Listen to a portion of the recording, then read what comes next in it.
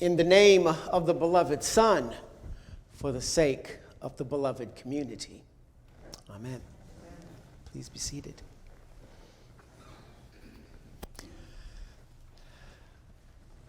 First, I want to say thank you to Father David for the invitation to be here tonight.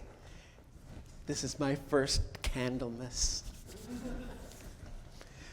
Wasn't quite sure what to expect, but I read those lessons. And in the middle of those lessons, there's the Song of Mary. And I thought, where do I start? It's a wealth of lessons. Some of the greatest, most stirring passages in the scripture.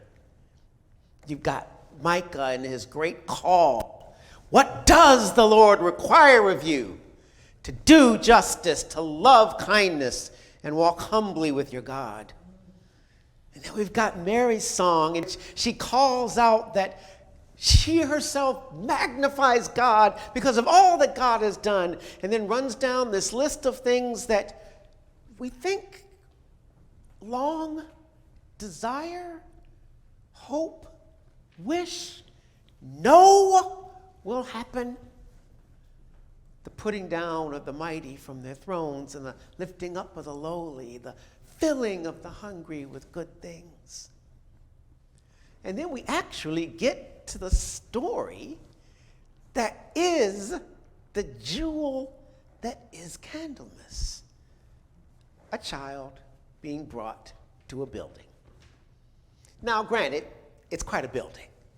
It's a beautiful building, huge building. And what are they coming to do? Well, they're coming to do what they're supposed to do. Who of us doesn't know that idea? Gotta go and do what you gotta do. This is the thing God asks. Every firstborn son has got to be brought to the temple, got to be redeemed by this sacrifice. This is a weird one because this child that will be redeemed by a sacrifice is actually the redeemer of the entire human race. But that's not the only thing that's weird about this simple act that they had to do because the law said it was going to be done. They come in, let's face it, Mary and Joseph aren't that much. They're a poor couple. You know how you can tell they're poor in this passage? They offer the smallest possible sacrifice. You were actually supposed to go all the way up to a nice, good-sized animal. They get a couple of turtle doves because, they don't have that much. They're poor. They figure they'll go in, give their turtle doves, the priest will do what he's supposed to do, everybody goes home, everybody's happy. And then it all goes strange. Here comes some guy. They don't know him. He comes out of nowhere and says, that's it right there. That's him. Can't look, everybody who's around. Y'all look, right there. You're not going to believe this, folks. God told me I would not die before I saw the Messiah. Guess what? There he is, right there. And they're looking around. Where? No, the poor kid over there. The one with the poor parents? This is the Messiah? We knew that guy was just a little, 'cause we don't want that as a Messiah. We know what we want as a Messiah. We want somebody powerful. Somebody who's got some power, some wealth. We want somebody who's going to have the ability to make some changes around here. And we've had it with these people oppressing us and keeping us under their political thumb. We've had it with these folks who are taking us and robbing us blind. We've had it with not being able to live our lives the way we want to live our lives. We've had it with these unreligious people walking around our religious buildings. We've had it with all of that. We need a Messiah who's going to get the job done. Somebody's going to come in here. get rid of all those bad guys, and finally straighten things out down here. And you're telling us that that poor baby is God's great message to the world? Well, that's exactly what Simeon was trying to tell them. Simeon understood something about this child that was actually predicted a long time ago. But folks hadn't quite put all of those pieces together yet. So Simeon says of this child, he says basically, God, thank you. You've kept your promise. I'm ready to die now. I don't even have to see what this child is going to do. I don't have to see one single miracle. I don't have to hear him teach one single person. I don't have to hear him utter one word. I am happy just watching this kid drool on his mother and knowing that this is the Messiah. Because that's the confidence and trust I have in you, oh God, that you will do your will through what looks to be small, weak, ineffective, unfamous, powerless, weak. That's the faith that Simeon steps into. He didn't have all the answers. He had no idea what was ahead. He did know this much, though, that this child was going to be both trouble and salvation. He said, this kid, he's going to shake stuff up. He's going to change things. He's going to create a situation in which the people that are up are going to be down, the people that are down are going to be up, and the world will be turned upside down, which is what was later said of a man who was preaching about Jesus on the other end of his time. The Apostle Paul was told, you're turning the world upside down with your good news of this Jesus. Well, from God's point of view, what looks like upside down to us is actually right side up for God.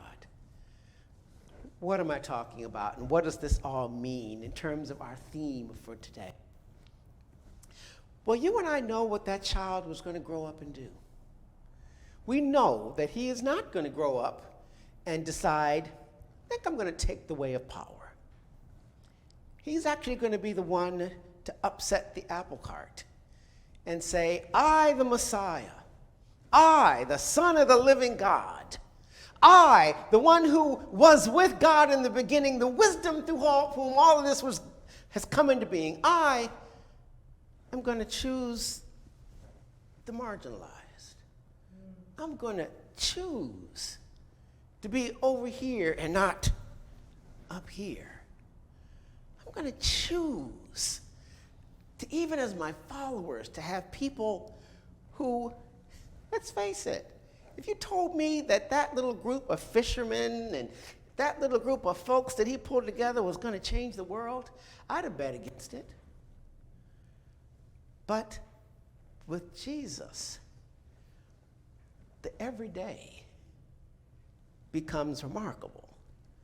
The small becomes great. The powerless actually become powerful. Not because we are going to figure out some way to finally all be elected to Senate or Congress, or not because, not because you're going to all vote for me as the next president of the United States. It's not because of that. It is because inside of each and every one of us dwells that same Christ who came to the world not to seek his own will, but to seek God's will, who came not to put himself above everybody else, but to raise up the entire human population, who came not so that he might be adored, but so that he might plant love inside of each and every one of us. Now, I don't know about you, but these last few weeks and days in this country have been painful as all get out.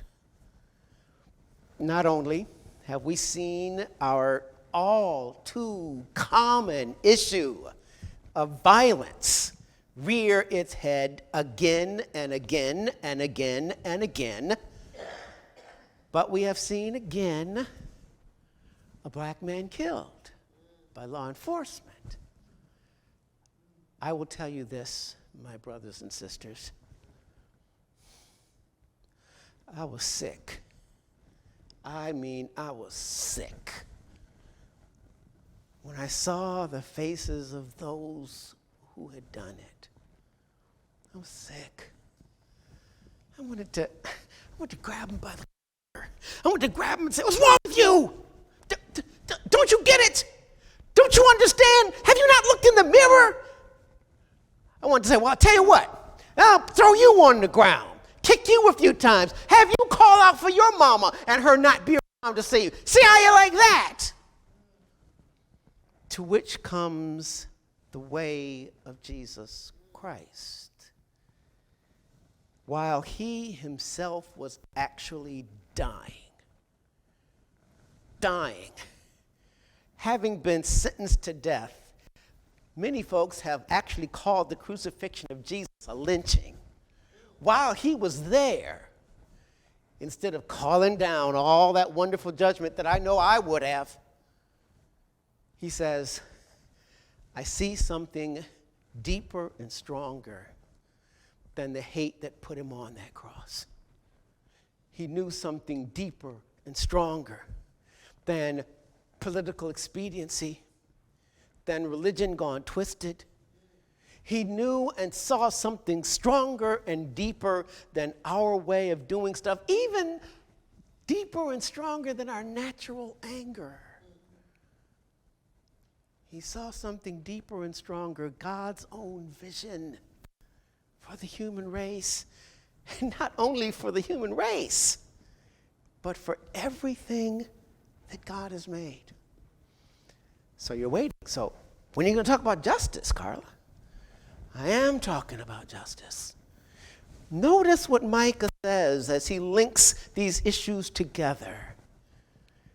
Yes, God calls us to do justice, but please understand that justice is not just the doing of rules and regulations and laws.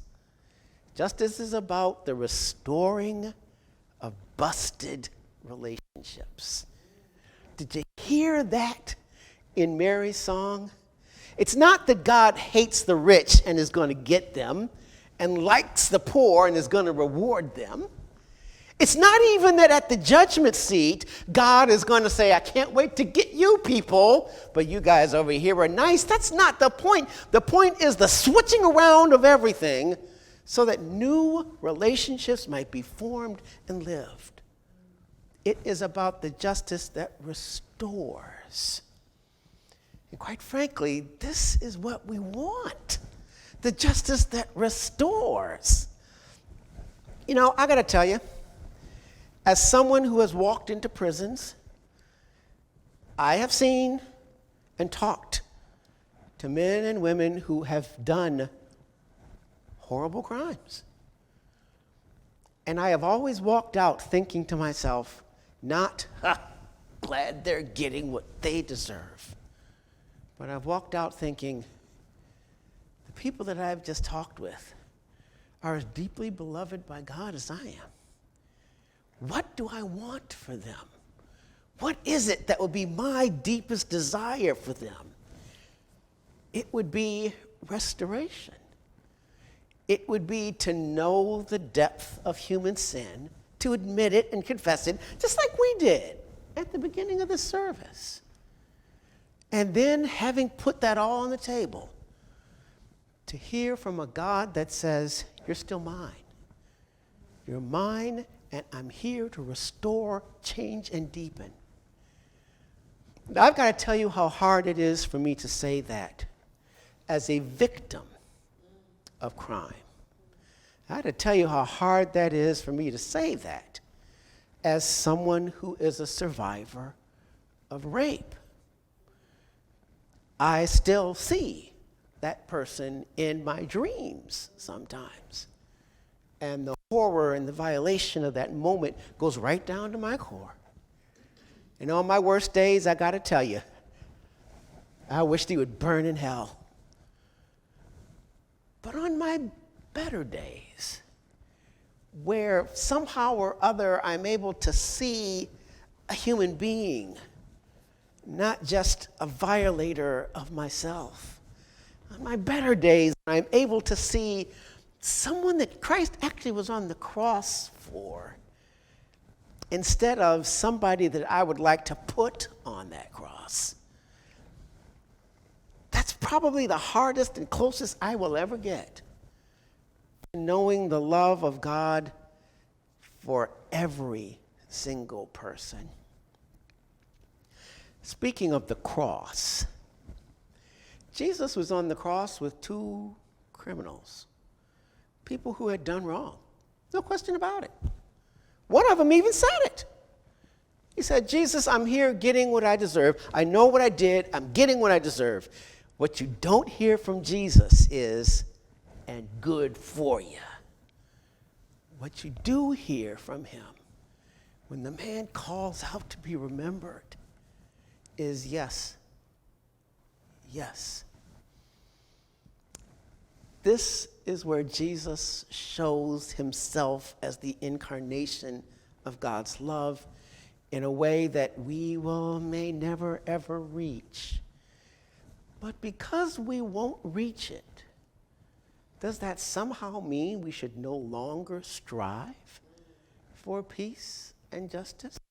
Does it mean that we should now give up on the very idea of following Jesus? Does it mean that, okay, we can just forget that because we're not going to get there, so we may as well just go right on down the rabbit hole and just start handing out our own little punishments left and right?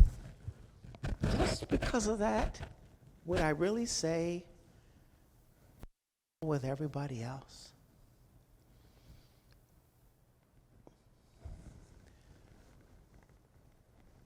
Simeon looked Mary in the eye and told her, a sword is going to pierce your soul.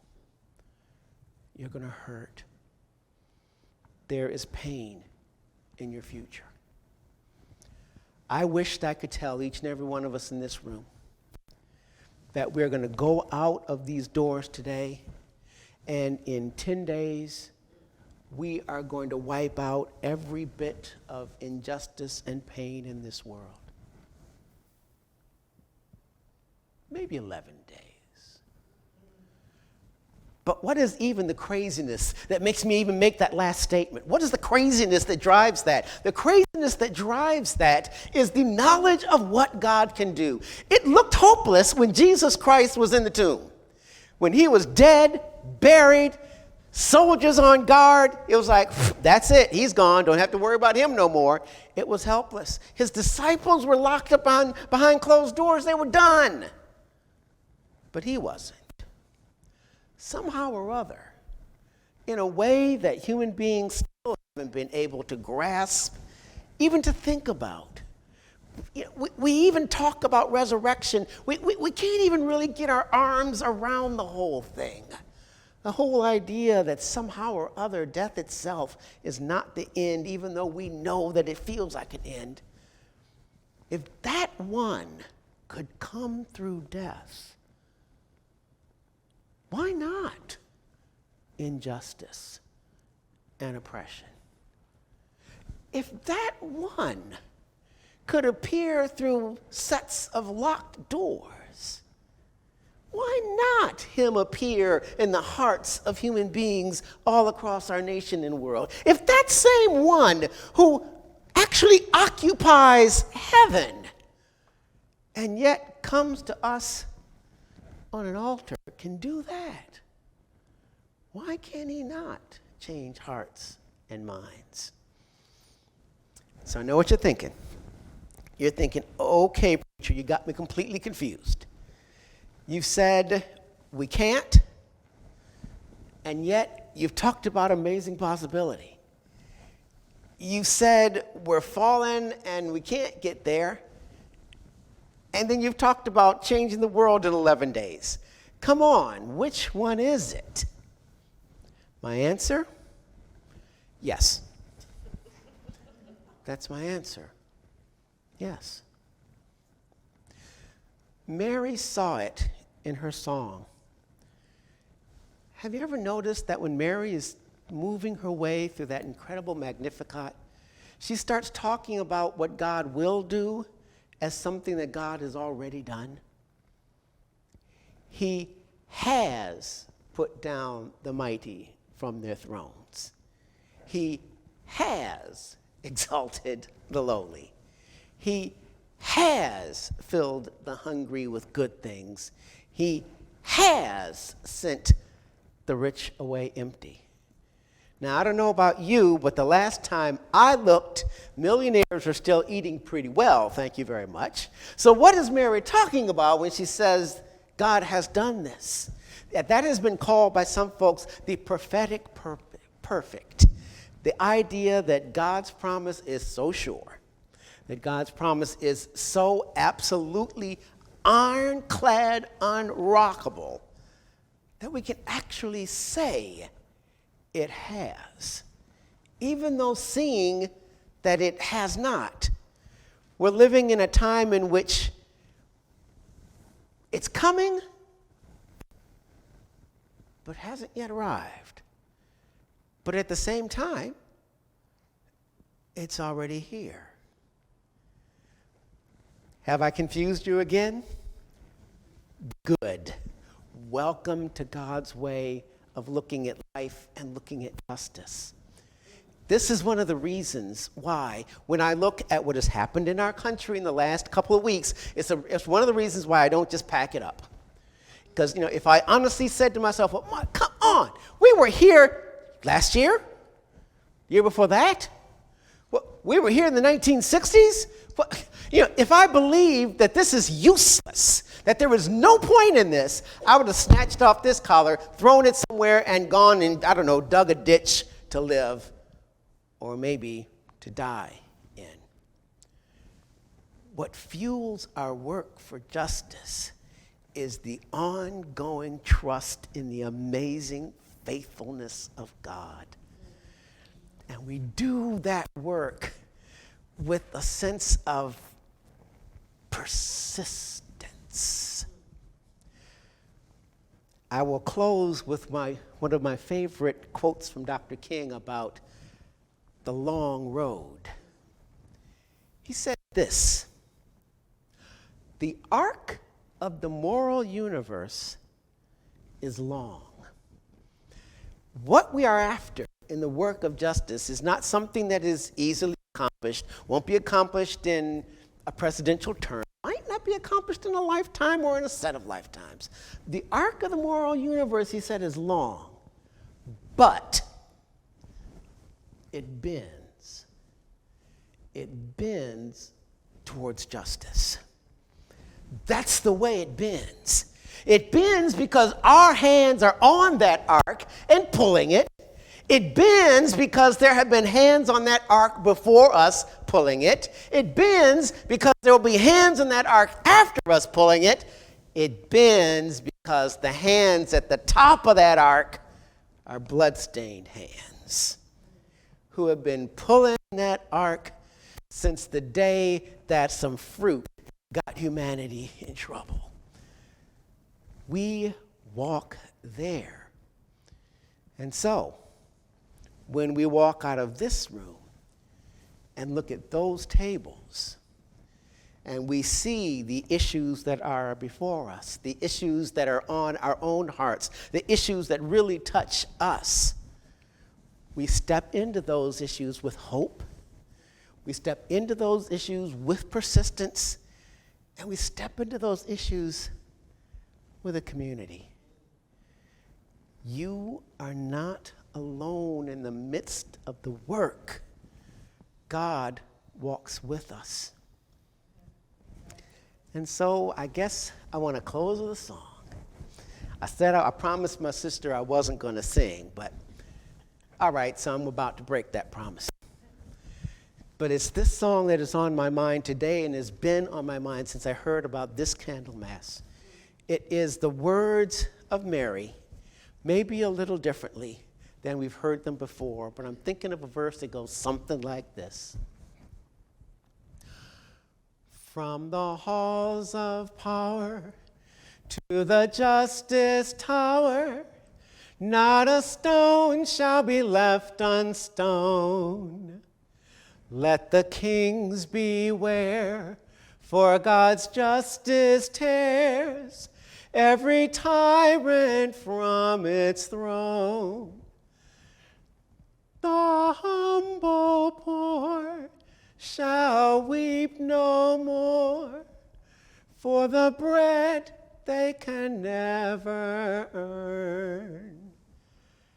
Every table spread, every mouth be fed, for the world is about to turn. My heart shall sing of the day you bring. Let the fires of your justice burn.